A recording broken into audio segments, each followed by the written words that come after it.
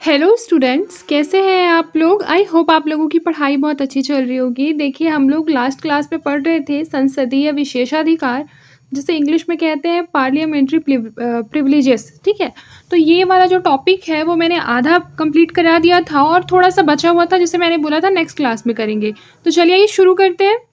देखिए, सबसे पहले ये समझिए कि संसदीय विशेषाधिकार क्या होता है। तो मैंने बताया था कि वे विशेष अधिकार और सुविधाएँ जो कि संसद और उसके मेंबर्स को दिए जाते हैं। क्यों दिए जाते हैं? ताकि वे स्वतंत्र रूप से बिना किसी डर या बिना किसी दबाव के अपने कर्तव्यों का पालन कर सकें। उसे क्या बोलते हैं? संसदीय विशेषाधिकार कहते हैं। जैसे फॉर एग्ज़ाम्पल के लिए मैंने बताया था कि संसद में बोले गए शब्दों पर कोई कार्यवाही नहीं होगी या फिर गिरफ्तारी से सुरक्षा प्रदान होगी। जैसे कि संसद का अगर सत्र चल रहा है या फिर जो सत्र है उसके शुरू होने के 40 दिन पहले और ख़त्म होने के 40 दिन बाद तक सांसदों को गैर आपराधिक मामलों में क्या नहीं किया जा सकता है, गिरफ्तार नहीं किया जा सकता है। ये सारी चीज़ें मैंने आप लोगों को पिछले क्लासेस में पढ़ाई है, आप लोग जाकर उस क्लास को देख सकते हैं। मैंने काफ़ी विस्तार से बताया है। अब आगे हम लोग देखते हैं क्या लिखा है टॉपिक में कि विशेषाधिकार से संबंधित संसदीय समिति, जिसमें फर्स्ट लिखा है संसद के दोनों सदनों में पृथक विशेषाधिकार समिति का गठन किया गया है। दोनों सदनों का मतलब होता है कि लोकसभा के लिए अलग और राज्यसभा के लिए अलग। फिर देखिए संसदीय विशेषाधिकार जो है हनन से संबंधित कोई भी जो मामला है वो विशेषाधिकार समिति को सौंपा जाता है और इस समिति के द्वारा ही यह निर्णय किया जाएगा कि विशेषाधिकार का उल्लंघन हुआ है या फिर नहीं हुआ है। ये कौन डिसाइड करेगा? तो ये डिसाइड करेगी विशेषाधिकार समिति। फिर देखिए विशेषाधिकार के उल्लंघन के आरोप में संसद किसी व्यक्ति को दंडित भी कर सकती है। फिर देखिए यही कारण है कि संविधान में विशेषाधिकारों का उल्लेख नहीं किया गया है, बल्कि विशेषाधिकारों के केवल संकेत दिए गए हैं। फिर आगे देखिए विशेषाधिकार प्रदान करने के पक्ष में तर्क। तो फर्स्ट हो जाएगा संसद एवं सांसद दोनों को विशेषाधिकार दिए गए हैं, जिससे कि कार्यपालिका कभी भी सांसदों के कार्यों में बाधा उत्पन्न न कर सके। आगे देखिए संसदीय विशेषाधिकार भी कार्यपालिका का संसद के प्रति उत्तरदायित्व सुनिश्चित करता है, जिससे कि क्या होता है, प्रधानमंत्री मंत्री सदन को गुमराह न कर सके। आगे देखिए सांसद जनता की इच्छाओं का प्रतिनिधित्व करते हैं, वे इसीलिए अपने विचार निर्भीक रूप से रख सके और सदन की कार्यवाही सुचारू रूप से चले, इसीलिए विशेषाधिकार आवश्यक है। तो आप लोग समझ गए होंगे कि विशेषाधिकार क्यों आवश्यक है। इसमें जो मैंने 4 पॉइंट पढ़े हैं ये मुझे समझाने की आवश्यकता नहीं है, क्योंकि मैंने इसको काफ़ी डिटेल में जो है वो पिछले क्लासेस में बता दिया है, ठीक है, कि क्यों विशेषाधिकार की आवश्यकता होती है। अब इससे संबंधित कुछ विवाद भी हैं, उसको भी देख लेते हैं। देखिए यहाँ पर क्या लिखा है, सदन की कार्यवाही एवं न्यायिक पुनरावलोकन। फर्स्ट पॉइंट है कि संसद के किसी भी पदाधिकारी के द्वारा किए गए कार्य अथवा सदस्य के द्वारा किए गए कार्य एवं संसद की प्रक्रियाओं के निर्धारण का न्यायपालिका पुनरावलोकन नहीं कर सकती है। ठीक है, ऐसा किसमें बोला गया है? आर्टिकल नंबर 121 यानी 121 में। अब आगे देखिए वर्तमान में दल बदल अधिनियम के मामले में स्पीकर के कार्यों का पुनरावलोकन हो रहा है। फिर देखिए लिखा है कि उच्चतम न्यायालय ने यह भी कहा कि संसद की प्रक्रिया अनियमित हो सकती है परंतु अवैध नहीं होगी। देखिए सबसे पहले तो ये समझिए यहाँ पर कि जो दल बदल अधिनियम है, मैंने ये बताया था कि कोई भी दल दल बदलू है या नहीं, इस बात का जो अंतिम फैसला है वो लोकसभा के स्पीकर जो है वो करते हैं, ठीक है। तो जो लोकसभा के स्पीकर का जो निर्णय होता है यहाँ पर कि कोई जो दल है वो दल बदलू है या नहीं, यह पुनरावलोकन इसका किया जा सकता है, ठीक है, इसका रिव्यू किया जा सकता है बेसिकली। आगे देखिए यहाँ क्या लिखा है कि हाल ही में आधार अधिनियम को धन विधेयक के रूप में प्रमाणित करने के लिए स्पीकर के निर्णय को उच्चतम न्यायालय ने संवैधानिक कहा है। अब देखिए अभिव्यक्ति की स्वतंत्रता एवं संसदीय विशेषाधिकार, मैंने बताया था कि लोकसभा के लिए जो विशेषाधिकार हैं वो आर्टिकल नंबर 105 से मिले हुए हैं। देखिए इसमें लिखा है अभिव्यक्ति की स्वतंत्रता का लोकतंत्र में निर्णायक महत्व होता है और अभिव्यक्ति की स्वतंत्रता ही एवं संसदीय विशेषाधिकार के आपस में टकराने के परिणाम स्वरूप संसदीय विशेषाधिकार को प्राथमिकता दी जाएगी। देखिए एक बात याद रखिएगा कि मान लीजिए कि संसदीय विशेषाधिकार हो गया और एक तरफ क्या हो गया, अभिव्यक्ति की स्वतंत्रता। ये दोनों कभी भी अगर टकराएंगे तो दोनों में से अगर हमको क्या देना होगा, प्राथमिकता देनी होगी तो किसको दिया जाएगा? संसदीय विशेषाधिकारों को दिया जाएगा। इस बात को याद रखना है। याद रखिएगा जिसमें कोई विवाद नहीं है, क्योंकि नागरिकों की जो स्वतंत्रता है उस पर अनेक प्रतिबंध तो लगाए गए हैं, जिसे बोलते हैं युक्ति युक्त प्रतिबंध, जबकि सांसदों की स्वतंत्रता पर प्रतिबंध का उल्लेख जो है वो नहीं है। नागरिक अपनी निजी अभिव्यक्ति करता है, जबकि सांसद लाखों जन इच्छाओं का प्रतिनिधित्व करता है। इसीलिए याद रखिएगा इस बात को कि कोई आपसे पूछे कि अभिव्यक्ति की स्वतंत्रता और संसदीय विशेषाधिकार में किसको मतलब की सर्वोच्चता दी जाएगी, प्राथमिकता दी जाएगी, तो याद रखिएगा संसदीय विशेषाधिकार को। नेक्स्ट देखिए लिखा है संसदीय विशेषाधिकार एवं जीवन का अधिकार। इन दोनों की तुलना कर लेते हैं। देखिए सबसे पहले लिखा है कि जीवन का जो अधिकार है उसके मामले में अभी भी विवाद कायम है, क्योंकि पीठासीन अधिकारी को विशेषाधिकार के उल्लंघन के आरोप में दंड देने की शक्ति है। यद्यपि केशव सिंह वाद में उच्चतम न्यायालय ने क्या कहा कि यदि पीठासीन अधिकारी को दंड देने की जो शक्ति है वह दी गई है तो न्यायालय को जीवन की अधिकार की रक्षा का दायित्व है, जिसे कि संसदीय विशेषाधिकार के नाम पर कभी भी समाप्त नहीं किया जा सकता। इसके बावजूद हाल ही में कर्नाटक विधानसभा के द्वारा पत्रकार को 6 महीने के लिए दंड के निर्णय को प्राकृतिक न्याय के खिलाफ माना गया है। क्यों माना गया? क्योंकि दंड अपराध की मात्रा से ज्यादा नहीं होना चाहिए। एक बात बताइए कि अगर किसी ने एक सुई चोरी की है तो क्या उसको फांसी की सजा हो सकती है? नहीं हो सकती। क्यों? क्योंकि जिस मात्रा में या जिस अनुपात में किसी व्यक्ति ने अपराध किया है, सजा का अनुपात भी उस हिसाब से होना चाहिए। तो बिल्कुल यहाँ पे भी यही कहा गया कि 6 महीने का जो दंड है वो कर्नाटक विधानसभा के द्वारा एक पत्रकार को दिया गया, जो कि क्या माना गया? प्राकृतिक न्याय के खिलाफ, जिसे बोलते हैं नेचुरल जस्टिस के खिलाफ माना गया। क्यों? क्योंकि ये जो दंड है वो अपराध की मात्रा से ज्यादा हो गया था, जबकि ऐसा नहीं होना चाहिए। इसमें लिखा है परंतु विशेषाधिकार व जीवन के अधिकार के बीच टकराव में जीवन के अधिकार को ज्यादा महत्व दिया गया है।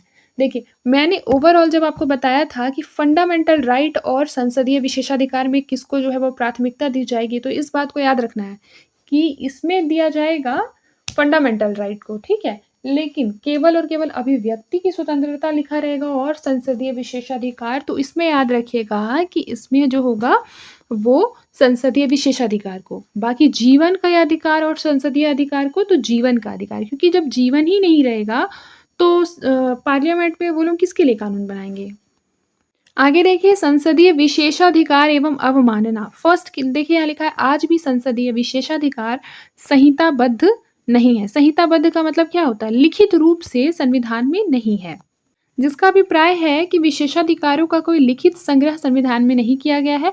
इसीलिए विशेषाधिकार हनन के प्रत्येक मामले विशेषाधिकार समिति का गठन करके निर्णय लिया जाता है, जो कि विशेषाधिकारों को परिभाषित करती है। मतलब देखिए विशेषाधिकार जो है वो मतलब कि संविधान में सिर्फ इतना बोला गया ना कि आर्टिकल नंबर 105 से लोकसभा को जो है वो विशेषाधिकार मिलेगा, लेकिन कौन से अधिकार विशेषाधिकार के अंतर्गत आएंगे, कौन से नहीं आएंगे, इन सब का निर्धारण कौन करेगा? विशेषाधिकार समिति करेगी।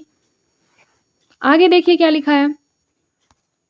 आगे लिखा है कि विशेषज्ञों का मत है कि संसद अथवा सांसदों की आलोचना करना, उनके खिलाफ अभद्र टिप्पणी करना सदन की अवमानना माना जाएगा और विशेषाधिकार का उल्लंघन तब हो जब संसद की क्रियाकलाप को बाधित करने का प्रयत्न किया जाए, लेकिन विशेषाधिकारों के अलिखित होने के कारण यह संसद ही सुनिश्चित करती है कि यह अवमानना है या फिर विशेषाधिकार का उल्लंघन है।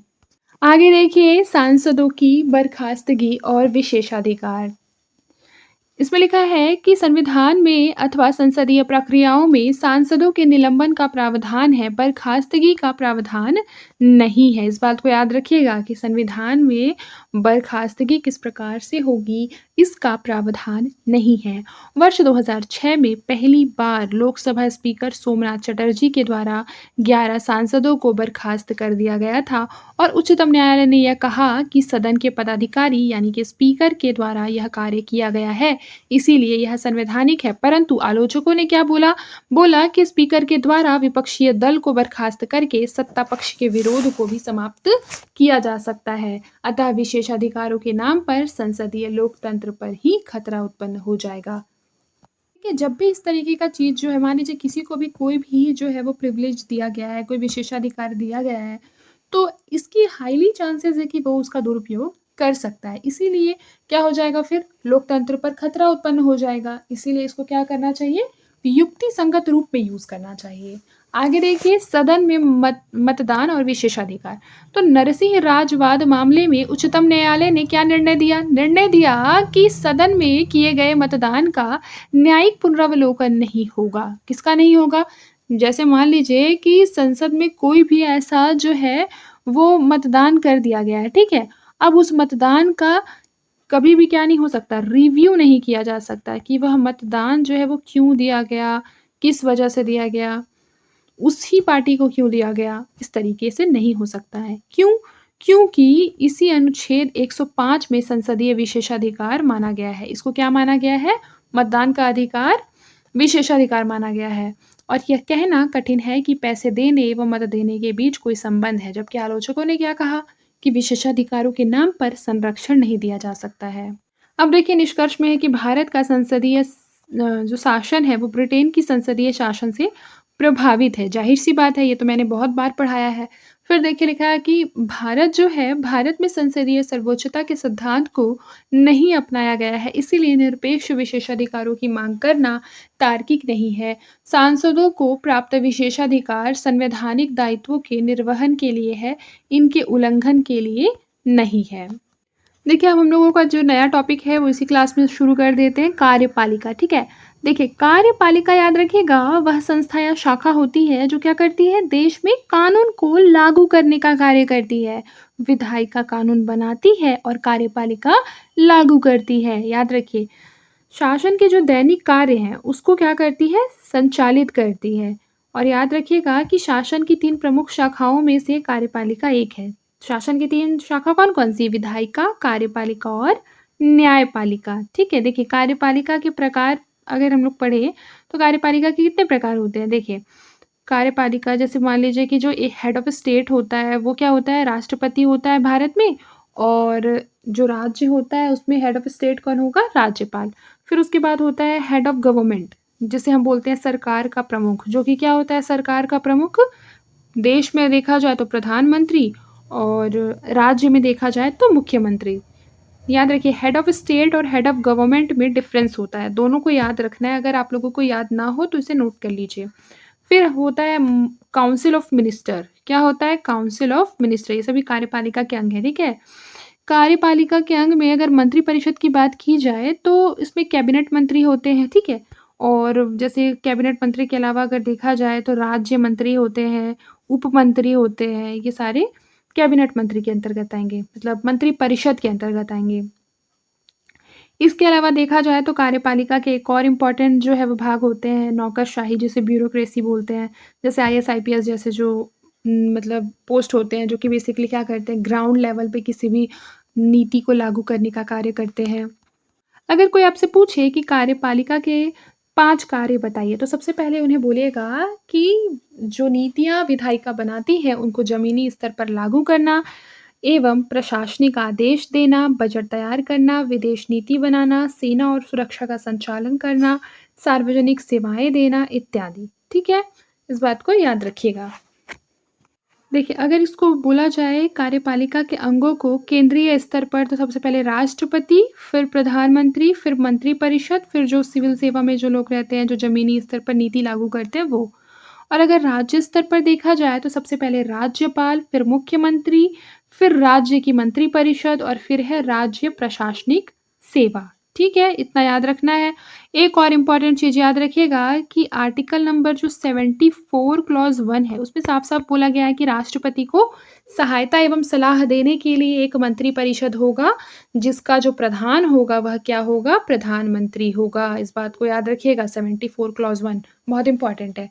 फिर देखिए दूसरा, ये हो जाएगा आर्टिकल नंबर 75 क्लॉज़ 1। इसमें क्या उल्लेखित है? इसमें उल्लेखित है कि राष्ट्रपति प्रधानमंत्री की नियुक्ति करेगा और प्रधानमंत्री की सलाह पर अन्य मंत्रियों की नियुक्ति करेगा। यानी कि 75 क्लॉज 1 में बोला गया है कि राष्ट्रपति किसकी नियुक्ति करेगा? प्रधानमंत्री की नियुक्ति करेगा और बाकी प्रधानमंत्री की सलाह पर राष्ट्रपति अन्य मंत्रियों को भी नियुक्त करेगा। फिर देखिए अनुच्छेद 78 में क्या बोला गया है? बोला गया है कि प्रधानमंत्री के कर्तव्य का उल्लेख जो है वो आर्टिकल नंबर 78 में है। आगे देखिए प्रधानमंत्री का कर्तव्य फर्स्ट पॉइंट है कि संघ सरकार के प्रशासन एवं विधान से संबंधित सूचना जो है वो राष्ट्रपति को देना, ये प्रधानमंत्री का कर्तव्य है।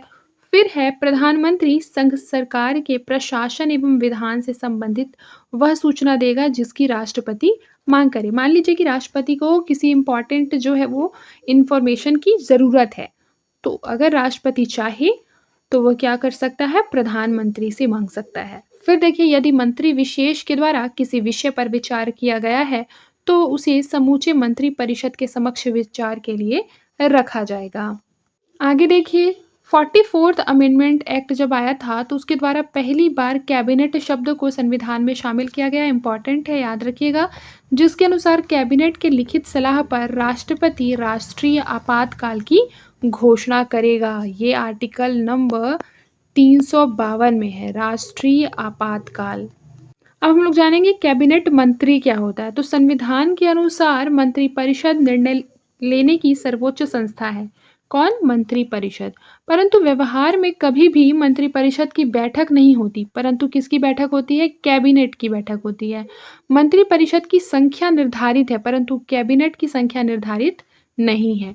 इस बात को याद रखिएगा, कभी कभी स्टेटमेंट वाला क्वेश्चन भी पूछ लेता है। फिर देखिए प्रधानमंत्री अपने विवेक के अनुसार एवं परिस्थितियों के अनुसार कैबिनेट के आकार का परिवर्तन कर सकता है। आगे देखिए कैबिनेट के आकार ज्यादा होने के विरुद्ध निम्नलिखित तर्क दिए जाते हैं कि कैबिनेट का आकार क्यों ज्यादा है। तो देखिए मंत्रालयों के कार्यों में पुनरावृत्ति होती है, यानी कई बार ऐसा हो जाता है कि सेम कार्य को क्या होता है? बार बार करना पड़ता है। फिर देखिए समन्वय सामंजस्य में कठिनाई आती है। फिर उसके बाद देखिए निर्णय लेने में विलंब होते हैं। देखिए यहाँ पर बेसिकली बोला गया कि आकार ज़्यादा होने के कारण क्या क्या हो सकते हैं।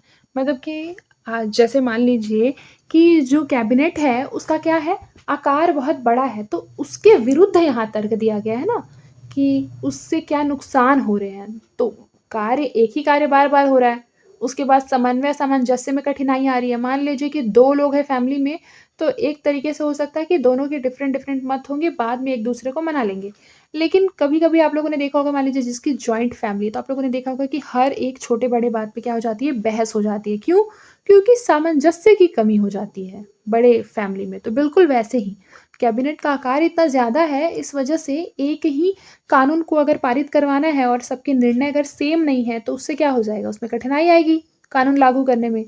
इसीलिए वहाँ पर निर्णय लेने में क्या होता है? देरी होता है, विलंब होता है जिसे बोलते हैं। ठीक है? फिर देखिए यद्यपि छोटे कैबिनेट जिसे कि मंत्रिमंडल बोलते हैं, छोटे कैबिनेट में भी निम्नलिखित समस्याएं हो सकती है। कौन कौन सी? फर्स्ट हो जाएगा कार्यों में दक्षता एवं कुशलता संभव नहीं है। फिर वर्तमान सूचना संचार एवं परमाणु युग में मंत्रालयों के कार्य में तीव्र वृद्धि हो रही है वर्तमान में। ठीक है, इसीलिए मंत्रालयों की जो संख्या है वो ज्यादा होने से मंत्रालय का निष्पादन जो है वो बेहतर होगा। फिर देखिए मंत्रालयों को सहायता देने के लिए प्रशासनिक अधिकारियों जिसे बोलते हैं स्थायी कार्यपालिका, याद रखिए जो प्रशासनिक अधिकारी हैं जैसे आईएएस हो गए, आईपीएस हो गया, इनको क्या बोलते हैं? स्थायी कार्यपालिका कहते हैं। इनकी भारी भरकम टीम होती है जिससे कि मंत्रालयों के कार्यों का व्यवहारिक संपादन होता है। इसीलिए मंत्रालयों के आकार क्या होने चाहिए? बड़े होने चाहिए। आगे देखिए मंत्रिमंडलीय समिति। मंत्रिमंडल के बैठकों को आसान बनाने के लिए मंत्री मतलब जो प्रधानमंत्री है उसके द्वारा समय समय पर विभिन्न समितियों का गठन किया जाता है। नियुक्ति की मंत्रिमंडलीय समिति, राजनैतिक नियुक्ति की समिति, रक्षा एवं सुरक्षा समिति इत्यादि। देखिए साफ-साफ बात है कि अगर मान लीजिए कि किसी भी एक मंत्रालय को अगर अलग कर दिया जाए और अलग-अलग तरह के मंत्रालय बना दिया जाए तो बेसिकली उसमें उसी विशेष रूप से क्या होंगे? उससे ही संबंधित कार्य होंगे और इससे होगा कि कार्यों का जो बोझ हो जाएगा वो भी कम हो जाएगा। जैसे कि मान लीजिए घर है, आप लोगों का घर, ठीक है? उसमें अगर सारा काम मम्मी करेगी तो मम्मी पे क्या हो जाएगा? मम्मी पे बोझ पड़ जाएगा काम का। लेकिन मान लीजिए कि आप लोगों में से कोई झाड़ू लगा देगा, कोई पोछा लगा देगा या फिर कोई आज क्या है खाना बनाने का काम कर देगा, तो इससे क्या हो जाता है, घर का जो काम है, वो कम हो जाता है। आगे देखिए राज्य मंत्री स्वतंत्र प्रभार। तो मंत्री परिषद में कई मंत्रालयों के आकार जो है वो अत्यंत छोटे होते हैं, जैसे कि कॉरपोरेट मंत्रालय, खेल मंत्रालय, संस्कृति मंत्रालय, जिन्हें प्रशासित करने के लिए मंत्री को दायित्व दिया जाता है। राज्य मंत्री स्वतंत्र प्रभार बिना नियंत्रण के कैबिनेट की बैठक में भाग नहीं लेता और मंत्रिमंडल का आकार छोटा बनाए रखने के लिए राज्य मंत्री स्वतंत्र प्रभार का निर्माण किया गया है। आगे देखिए राज्य मंत्री। तो बड़े मंत्रालयों में राज्य मंत्री की नियुक्ति होती है और यह कैबिनेट मंत्री के अधीन कार्य करते हैं। याद रखिए जो राज्य मंत्री होते हैं वो किसके अधीन कार्य करते हैं, कैबिनेट मंत्री के। कैबिनेट मंत्री के द्वारा इन्हें किसी विभाग विशेष का दायित्व सौंपा जा सकता है, इसीलिए ये मंत्रालयों के नीति निर्माण में भागीदारी नहीं करते और न ही कैबिनेट की बैठकों में भाग लेते हैं। मंत्रिमंडल के गठन में व्यवहारिक आकार, जैसे उम्र 70 से नीचे, कुशलता होनी चाहिए, जाति, धर्म और क्षेत्र, लिंग इत्यादि से क्या है, इत्यादि में कोई भेदभाव नहीं होगा, ठीक है, चुनते वक्त। आगे देखिए मंत्री लोकसभा या राज्यसभा। तो संविधान के अनुच्छेद 75 में इस बात का उल्लेख किया गया है कि यदि किसी व्यक्ति को मंत्री नियुक्त किया जाता है, याद रखिएगा मंत्री नियुक्त किया जाता है, तो 6 महीने के भीतर उसे संसद की सदस्यता लेनी होगी। इसीलिए संविधान के अनुसार किसी भी सदन का सदस्य मंत्री नियुक्त हो सकता है, परंतु मंत्रियों को लोकसभा से होना चाहिए, जिसके संबंध में निम्नलिखित तर्क दिए जा सकते हैं। जैसा फर्स्ट हो गया कि लोकसभा जनता की इच्छाओं का प्रतिनिधित्व करती है, अतः लोकसभा का जो मेंबर है वो जनता की इच्छाओं के प्रति ज़्यादा संवेदनशील होता है। फिर उसके बाद है कि मंत्रिपरिषद सामूहिक रूप में लोकसभा के प्रति उत्तरदायी होता है। फिर मंत्रिपरिषद का सदस्य राज्यसभा से है, तो इससे संसदीय शासन प्रभावित नहीं होता, क्योंकि मंत्रिपरिषद का मुखिया प्रधानमंत्री, जिसे लोकसभा का विश्वास प्राप्त होता है, और जो प्रधानमंत्री है उसका यह विशेषाधिकार होना चाहिए कि वो जो है वो मंत्रिमंडल के सहयोगियों का चयन कर सके। ये सारे जो है तर्क इस वजह से दिए जा रहे हैं कि क्यों लोकसभा से ही मंत्रिपरिषद के मेंबर जो है वो चुने जाते हैं। देखिए यहाँ लिखा है निष्कर्ष में संसदीय शासन में लोकसभा राज्यसभा दोनों का समान महत्व है, इसीलिए मंत्रियों के चयन में लचीलापन होना आवश्यक है। मतलब ऐसा नहीं है कि हमको लोकसभा से ही मेंबर लेना है, या फिर ऐसा भी नहीं है कि केवल राज्यसभा से, दोनों जब मिलजुल कर कार्य करेंगे तो क्या होगा, सुदृढ़ लोकतंत्र का निर्माण होगा। देखिए अगले क्लास में हम लोग पढ़ेंगे प्रधानमंत्री, ठीक है। आज के लिए बस इतना ही, मिलते हैं नेक्स्ट क्लास में। तब तक के लिए अपना ख्याल रखें और मन लगाकर पढ़ाई करते रहें।